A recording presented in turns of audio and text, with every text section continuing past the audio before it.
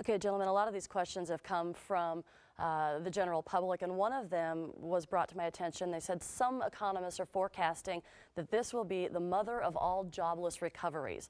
What's being done? You talked a little bit about some of the transportation things that are happening to create jobs construction-wise, but what about trying to help displaced workers to further themselves and to get back to par when we're ready to start hiring people back? Let's start with you, Secretary LaHood. Well, look, there is an enormous unemployment problem in America today. There's no question about that. And it's going to get a little bit worse before it gets better. By the end of the year, unemployment will continue to creep up, and it will be in double digits around America. In places like Michigan, it's over 20%, but that's as a result of the effects of the automobile industry downturn. I really believe that through the Department of Labor and community opportunities like exist in Central Illinois, people are going to have to think about being retrained and looking at opportunities. I think the fastest growing industry in America is probably the healthcare industry, and people need to look at the opportunities. As the population ages, there are going to be lots of opportunities in the healthcare industry, and we see it all over America.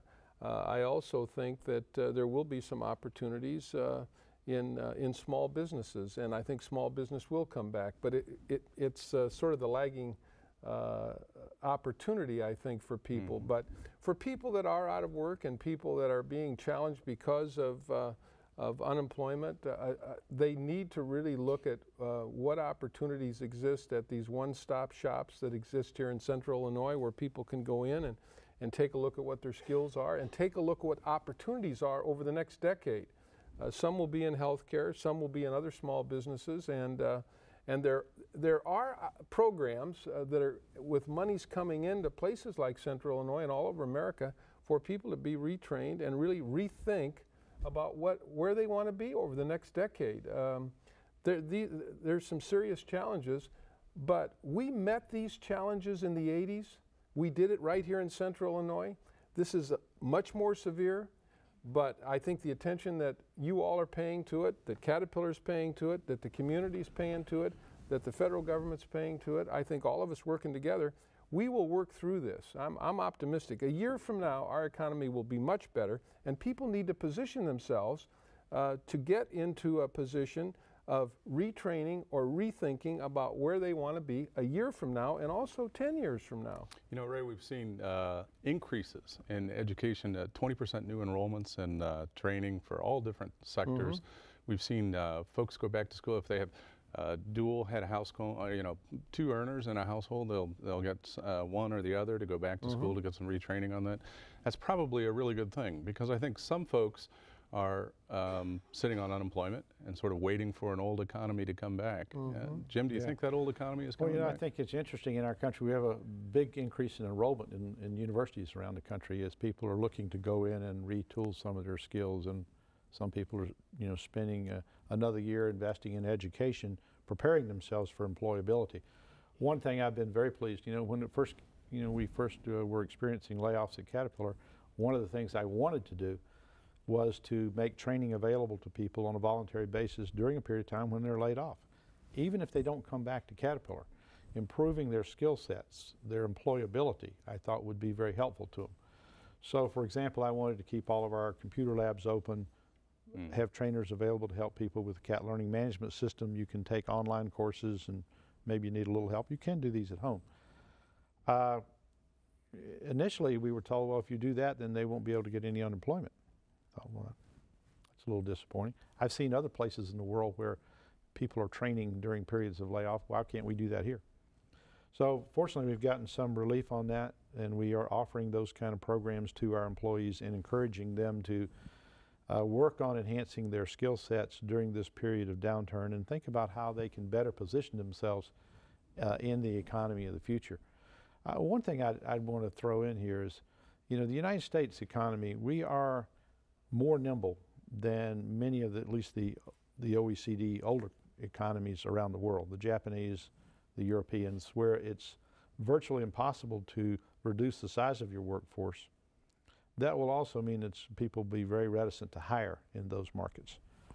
I think in the United States, the fact that we have more flexibility and we have the capability to respond to a severe economic recession by downsizing our workforce also means that on the flip side of that, we're more willing to bring people back and bring them back faster when the upturn does occur. So I don't buy the fact that we're going to have no employment growth with an economic recovery. I think when we see a substantive economic recovery, the thing is we have to generate real growth at about 3% per annum on the upside in order to begin to generate demand for additional labor, because productivity growth is going on and that needs to continue.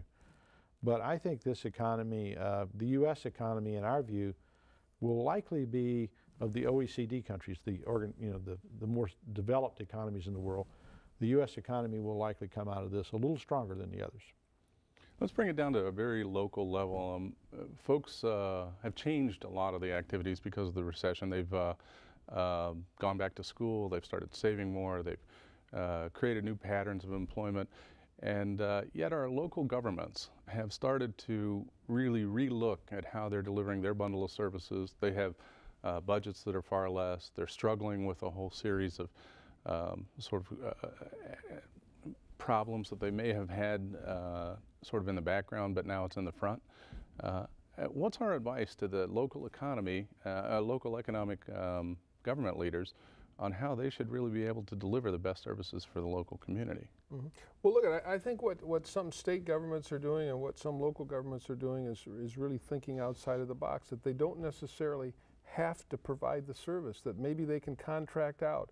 Maybe they can find people in these small businesses in the community that can provide the services that they traditionally have provided at less cost, because they don't have the overhead and the other costs that are attendant to that. And you see a lot of local governments and a lot of state governments, and even at the federal level, really looking for the expertise that they need outside of government, but the services are delivered in a way that people in many instances really don't feel the effect that it's very absolutely.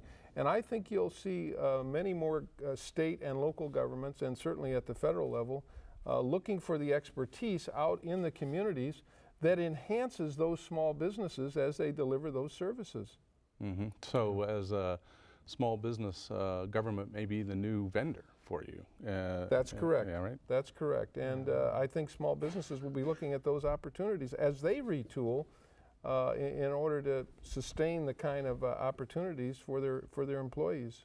I think, Ray, you make another great point here. I mean, we need to be focused on the productivity and efficiency of government service, the same as any other service. I mean, collectively, government service is a significant portion of our overall total economy. We want to make it as productive and as efficient as possible, and think about our country and how it competes in the global markets of the future. And so we need not only efficient enterprises and companies, but also efficient government and government service provision. Thanks. You're watching the Heartland Partnership's Insider's View, Our Road to Recovery. There's more to come.